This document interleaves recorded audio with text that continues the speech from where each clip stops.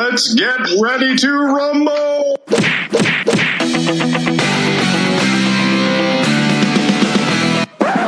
Welcome to Boxing Unwrapped. It's Boxing Unwrapped, the boxing podcast that will keep you guessing more than Jeremy Paxman on crack. I'm Ryan. I'm Andrew. That was a good one, Ryan. Oh, thank you very much. And this week, guys, we've got an amazing episode for you. We've got a deep dive into an absolute classic boxer. Who the F is Naseem Hamed? Prince Naseem Hamed, Ryan. Prince Naseem Hamed. A boxer who was, incredibly famous and now incredibly fat. So, without further ado, let's dive right into this episode. So, who the F is Prince Naseem Hamed? Is he one of Britain's greatest, or is he just the ultimate showman? Ooh, it's a big question, actually, I remember seeing him fight and thinking, I just cannot believe the movement of this man, the skill and the audacity of this man. Mm-hmm. Mm-hmm. There's a lot of stuff been said about about the Prince, but he wasn't one for too much sort of self-reflection and doubt. He was fairly confident in his own abilities as a boxer and as a man. Mm-hmm. I'm trying to think. Should we start off by saying a little bit about his roots, where he came from, how he got going, etc., and then we can go into kind of what he did more of and how his professional career progressed and how it concluded. Absolutely. One of these people that we've talked about before that started boxing at a young age, he was only 7 when his dad sent him to Brendan Ingles' gym to help him look after himself because he was quite small as a child. He was always a little guy. Quite small as an adult up until he retired from boxing. Yeah, totally. But then he only grew outwards. He completed the circle. He did indeed. And he had a pretty compelling amateur record. 62 wins and only 5 defeats. Not bad. Indeed. And then he turned professional in 1992. He is, I would say, he's 5'4.5". That is small. He is a tiddler. But then it's worth remembering in terms of where he fought. So he fought across bantamweight, super bantam, and then for most of his career and with most notoriety at featherweight. So he's a whittle one. He's a whittle ickle man. He is, but most people go up the weights as they grow, whereas he kind of, Well, when he did a little bit initially at the start of his career, but then he did stick at featherweight for a very long time, for 6 years. Just shy of 6 years. Well, 6 years. He fought at featherweight without changing weight division. Yeah, which is it's pretty. It kind of goes to show how small he is. Mm-hmm. Mm-hmm. And I think you can see on the basis of what's happened since that you imagine it would have taken quite a bit of self-restraint to make weight. Yeah, totally. When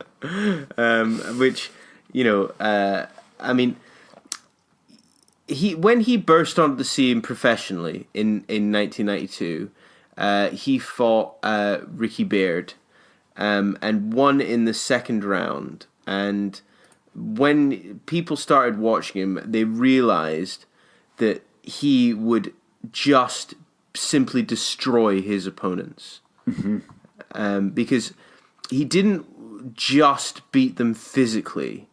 He fucked with them mentally by dancing in their face, sticking his jaw out and almost beckoning them to punch him, which they couldn't do. his movement is just something almost like out of a comic book, isn't it? Yeah, so I guess it's worth talking a little bit about his kind of like boxing style, and also what you were saying there about how the kind of mental aspect to it as well. But incredibly like flashy opponent, incredibly flashy, taunting opponents, like you mentioned. His style is built off having incredible speed, incredible reflexes, and devastating power, and he definitely had all those things. I don't think anyone would kind of dispute that he had all those qualities in abundance. And if you look at his kind of knockout record, and actually some of the pretty granite-chinned opponents and pretty tough guys that he then knocked out. So he knocked out high-level guys, and for fighting in those weight divisions, to have 31 of his 36 wins by way of knockout is impressive. So he is going to down on people. Yeah. And he carried devastating power for sure.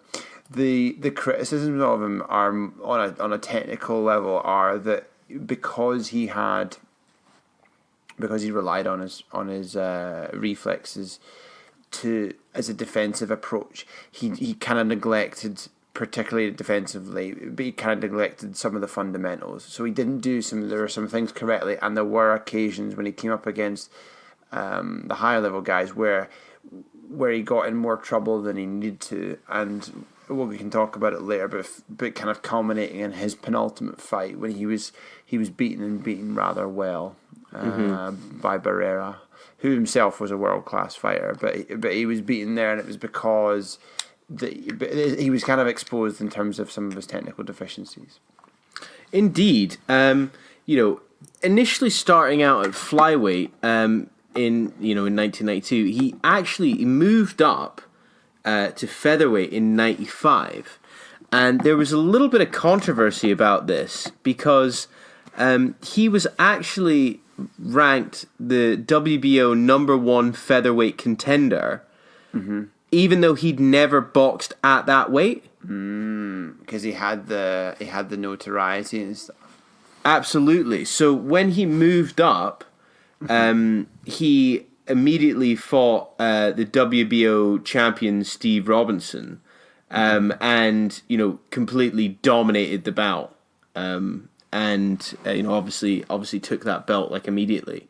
But it kind of goes back to what we've said in the past. When it comes to the way the sanctioning bodies rank fighters, it doesn't necessarily it doesn't work the way it should. And although obviously he won the belt fair and square, he should have had to put at least a little bit of time in the division. What's interesting, I guess, worth noting as well, is just how young he was when all this was going on. So he started boxing professionally at 18, and so he would have been 21, I think, when he beat Robinson to win his first world title proper at featherweight, after having gone at fighting at lower levels at flyweight and bantamweight.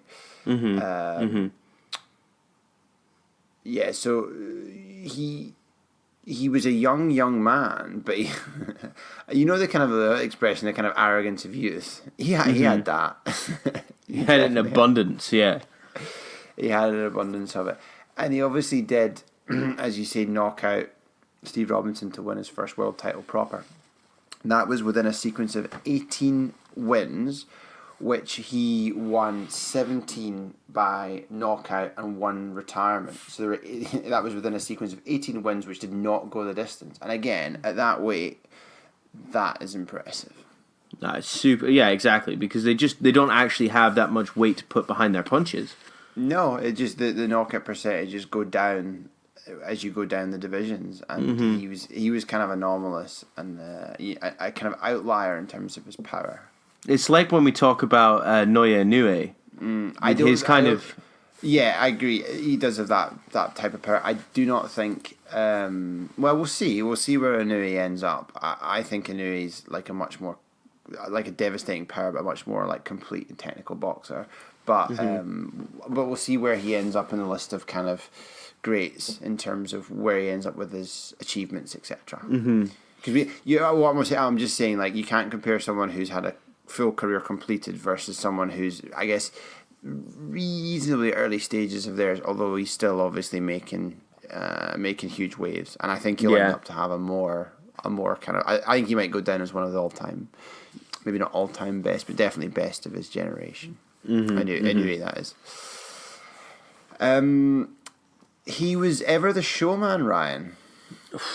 Did he ever like an entrance, huh? Oh, he loved an entrance. I was too young. But so he flew. For his US debut in 1997 versus Kevin Kelley in one of his most famous fights, he flew to the US under much fanfare on Concorde. Mm-hmm.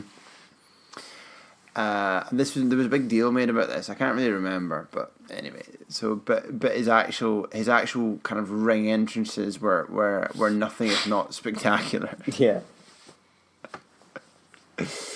What do you like? Do you like the Ring of Fire, or do you like him being carried on a gold throne by slaves? I personally like the magic carpet with him being dressed as Aladdin. That's my favourite.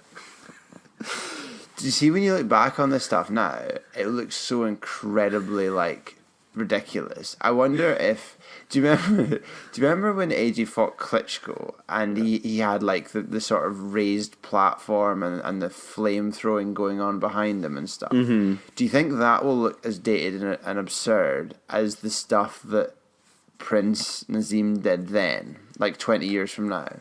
Maybe, like when like, you know, you've got AJ being like escorted on by like rappers and stuff. Like people are like, fuck me, man, just calm it down a little bit, you know?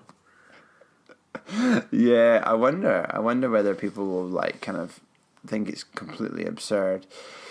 What was interesting in terms of the promotional stuff around him was that he obviously made loads and loads of waves in the UK before he fought in the US, and on the back of all like the kind of the fanfare and the excitement that Naseem had generated, he signed a broadcast deal with HBO. Mm-hmm. So he signed a 6-fight deal for $12 million for HBO, despite him having basically almost no US profile. So, which is interesting. I mean, it's just talent spotting. They see a talent, they like the talent. It doesn't matter. I can see all the HBO guys sitting around. They're like, see the guy on the magic carpet? I want him. Now that's a show. That's a show. People pay to see that. So they then had to spend, on top of paying him a bunch of cash, they then had to spend $2 million on advertising and promotion to build his US profile. See, Kevin Kelley was his US debut, and he was someone that he was expected to beat, but Kelley was a very like respected high level fighter, so he was and obviously he was American, so it was a very good introduction, and this is probably one of, if not the most, one of his most famous fights. And it's I would encourage anyone that's not watched it to go and watch the full fight, because it's you won't wait long for knockouts. Let's put it that way. Mm-hmm. I think by the end they each had been knocked down 3 times before Kelley was finally stopped.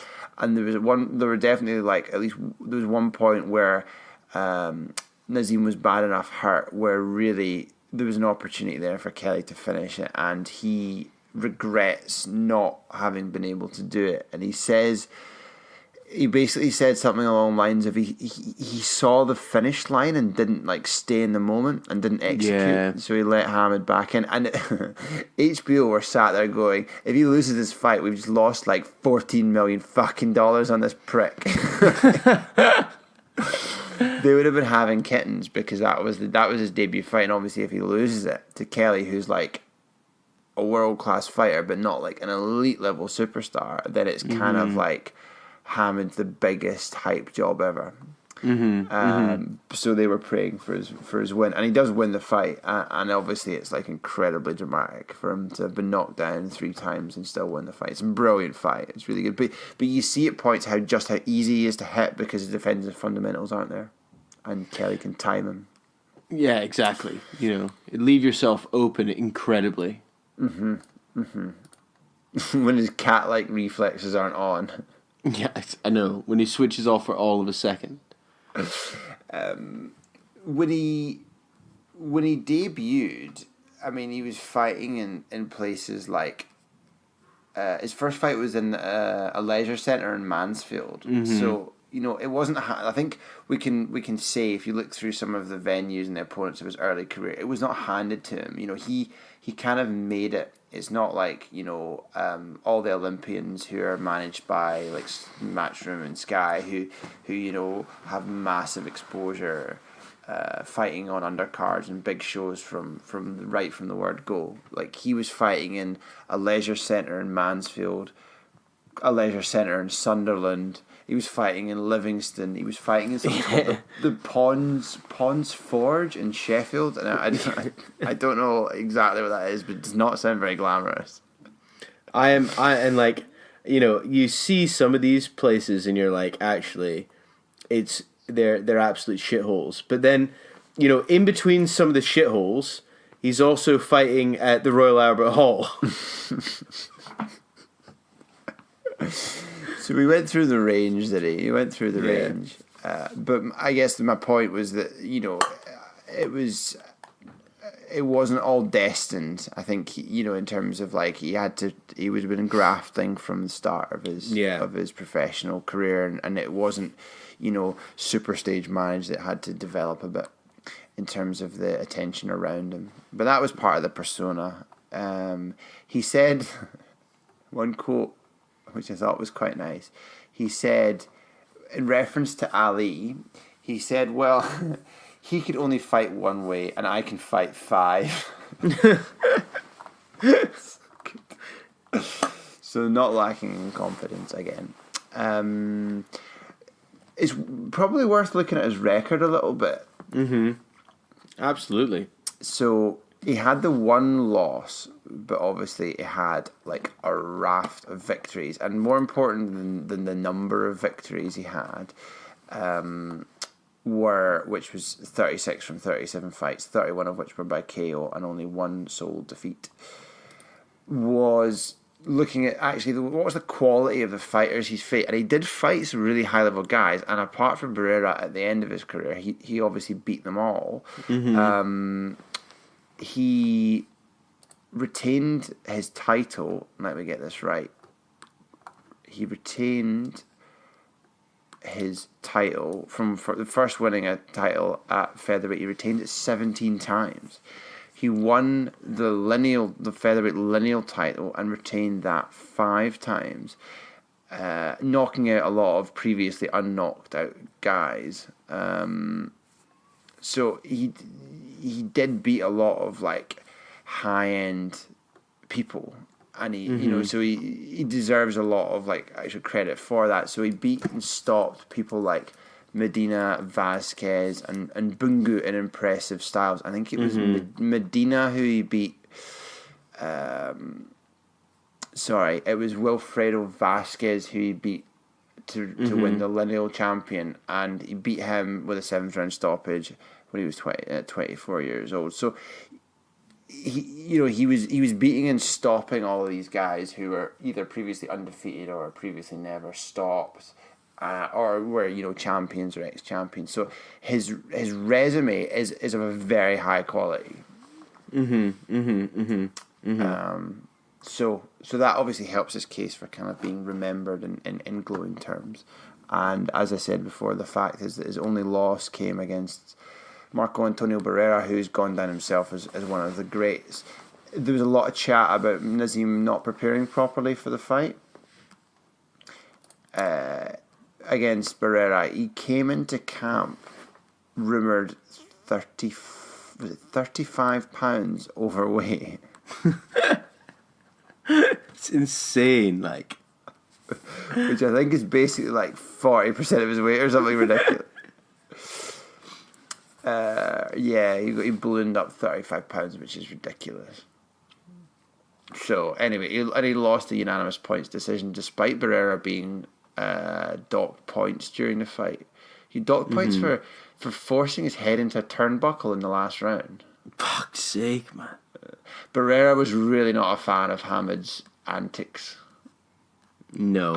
Andy was a very good fighter, but Barrera went into the fight as a significant underdog, but he won it. And Barrera's fought a lot of the greats of that era.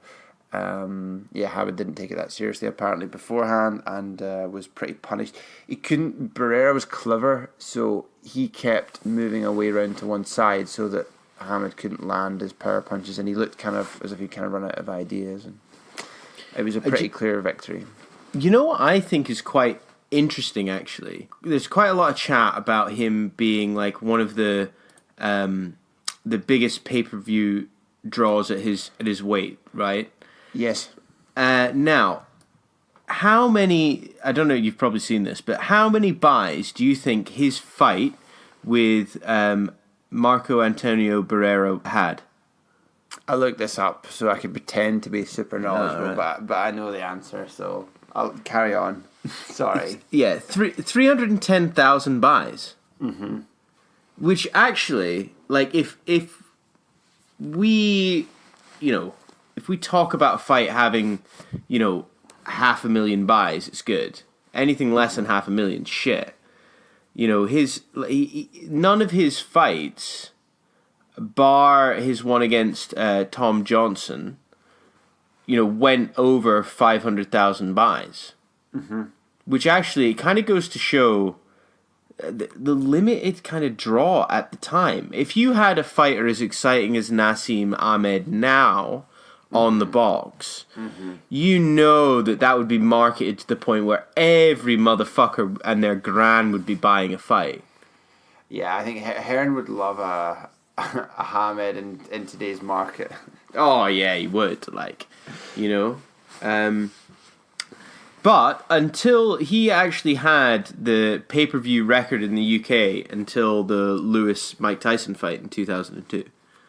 So he was a big draw. I mean, he was one along with Lewis, obviously, and Ricky Hatton, and Frank Bruno, I guess maybe at the from that era, who kind of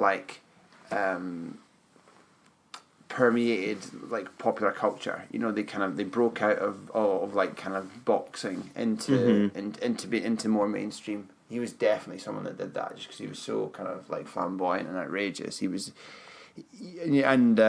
I saw some of the figures from when he was on non-box office or non-pay-per-view. Yeah, so particularly he fought Sergio Rafael Liendo on ITV in March 95.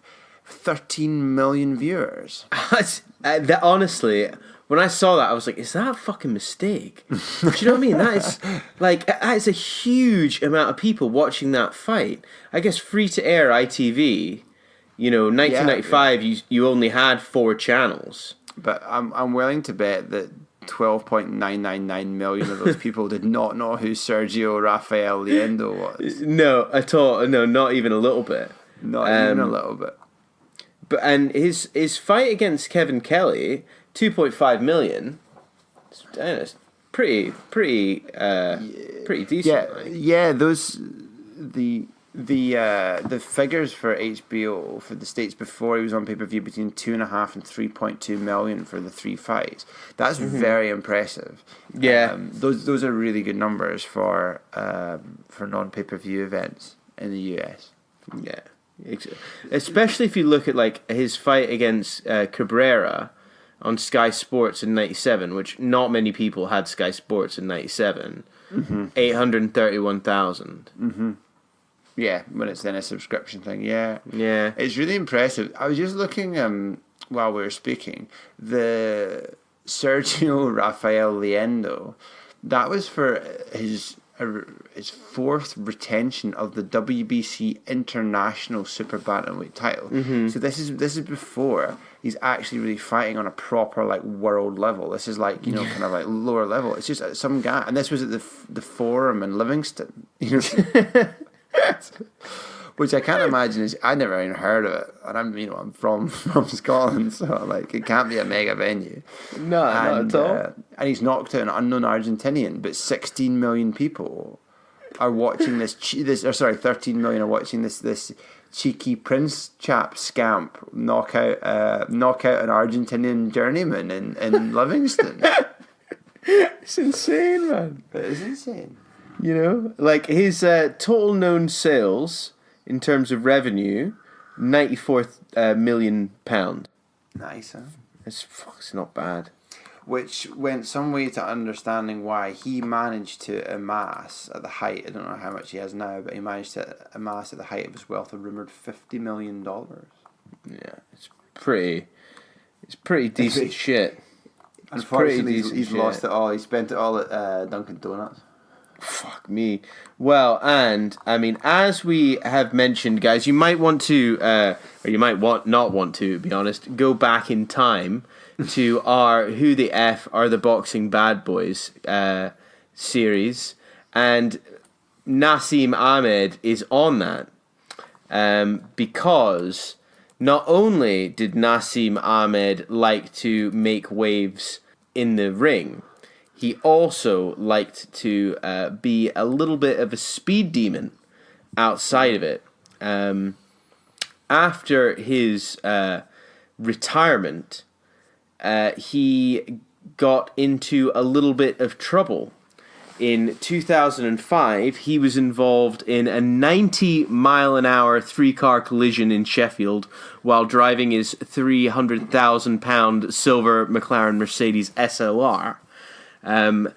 He because of some legal technicalities, this wasn't actually done as a criminal offence, but a driving offence, and he was given a jail sentence, and then was kind of released not long afterwards. So he didn't actually spend that much time in jail. He was sentenced to 15 months, given a 4-year driving ban, but then he served 16 weeks of his 15-month sentence and then had the rest of it done on tag. As you do. There was a civil case, though, which apparently cost him up to £1 million plus legal cost. Because the guy... The guy that he hit was unable to ever walk again, and it was pretty fucked up, actually. Well, there was some specific reason why it was supposed to be. It would have been an infringement of his rights if it was known when they were doing the sentencing that he had a slew of previous driving convictions related primarily to speeding. He was very much like a serial offender, which is kind of a bit ropey, really, because if you've been caught consistently, you've been driving dangerously. It's like he refused to learn his lesson and ended up like severely injuring someone as a direct result. So he was banned for a year for driving his Porsche at 110 mile per hour on the M1. As you do. The magic number is 99, guys. Don't go over 99, then you won't get banned. I'm joking. I have no idea if that's true. I think that's just something idiots say.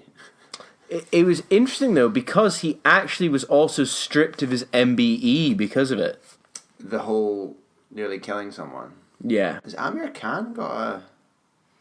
Yeah, did we discuss this in the Bad Boys of Boxing episode as well? Did he not hit someone going 30 miles an hour in like a 20 mile an hour zone? And I think it was like he was going 50 at a 30 or something, but that person died after a while.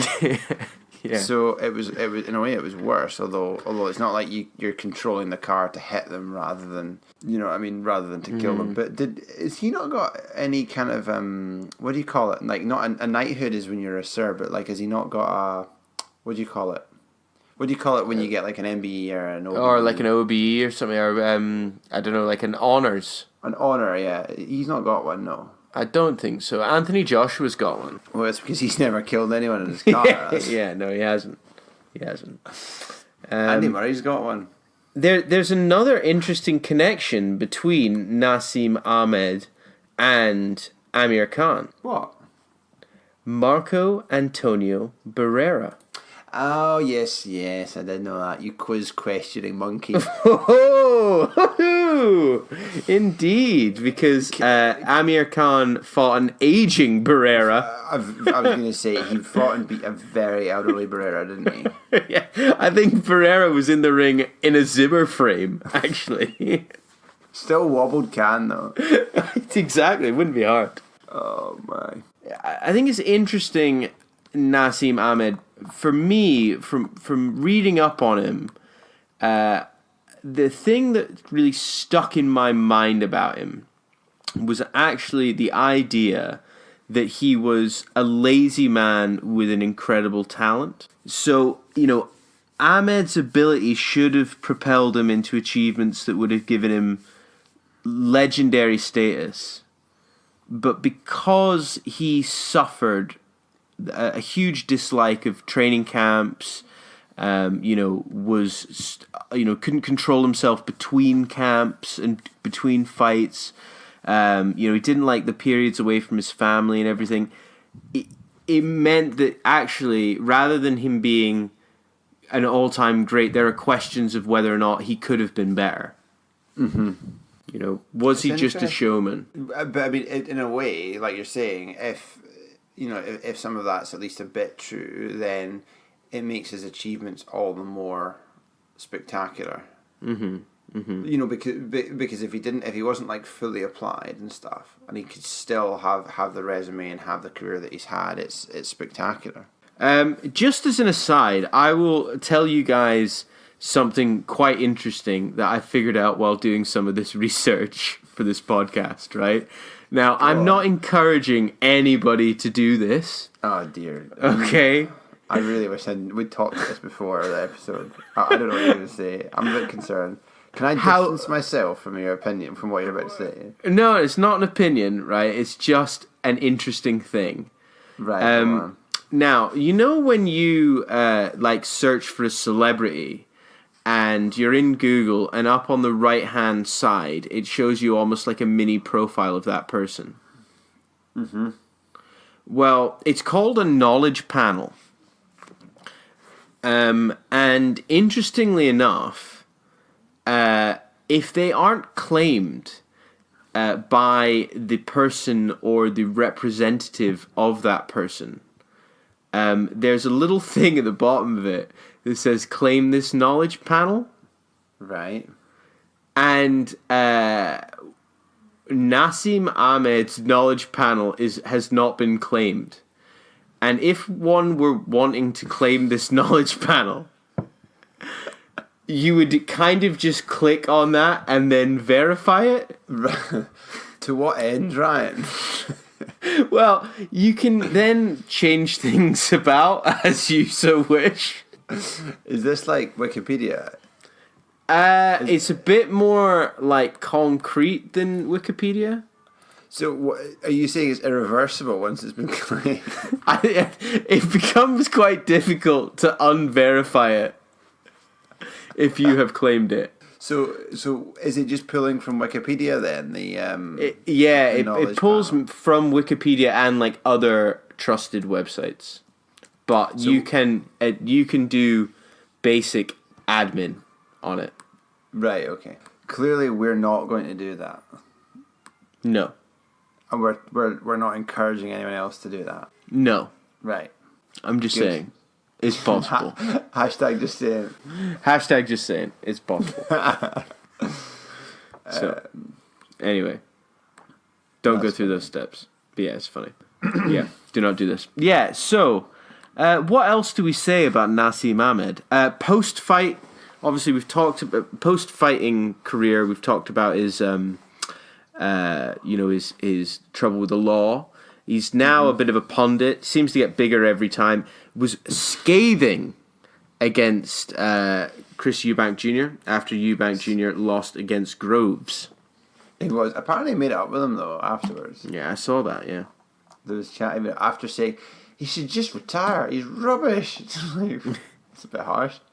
He was rubbish, but harsh but true. Jeez, harsh but true. I think one of his things in terms of his profile now is to continue to say kind of like a lot of chat and have at least a proportion of it be reasonably controversial to keep the interest levels high. Just carrying on as he was, really. Pretty much. I mean, he said he was 5 times better than Muhammad Ali. What do you expect? Yeah, exactly. And you wonder why Carl Froch idolized the man. Every time, everything he knows. Oh, absolutely. What I was going to say, last thing. I think one of the things that's quite interesting is quite relevant in terms of the lasting impact that he had. Apart from making himself £50 million, whatever it was in the end, he was one of the first bona fide superstars at that lower weight, and it could be said that the level of interest he generated in those weight divisions had a knock-on effect, and it led to the kind of not to the stellar careers, they would have been a stellar anyway, but the level of interest that then followed with fighters like Barrera, obviously who beat him, Marquez, and of course the incomparable Manny Pacquiao. So not in terms of actually having an impact on how they fought, but in terms of the level of interest and the notoriety that they gained and the popularity that the lower weight divisions had. He at least played a part in promoting and propagating that. So with his staggering level of popularity. So. Especially for those weights, so he was kind of like a trailblazer, if you like. Yeah, I would say so as well. He was. And if you haven't watched any of his fights, go onto YouTube and just watch them because they're absolutely incredible. Yeah, stylistically. The Kelley fight is just unbelievable, and you can go look through some of his other fights and his highlight reels of his knockouts and best bits. But I mean, there's no getting away from it. He was super entertaining. Yeah, he really was. He really was. So he's definitely a top of my list of flashy ass boxers, I think. I think so. He's the king. Not the prince, the king. The king. Well, I think that's probably a great place to stop this week. Guys, let us know what you think Naseem Hamed's best knockout was. Share us a video on the Facebook of his best knockout or best entrance. Was it the Aladdin entrance, which is my favorite. But guys, with that in mind, we will leave you for another week. We will have What the F is the Boxing News for you next week, and we've hopefully got some super special stuff in the bag for you. But with that in mind, it is goodbye from me, Ryan. And goodbye from me, Andrew.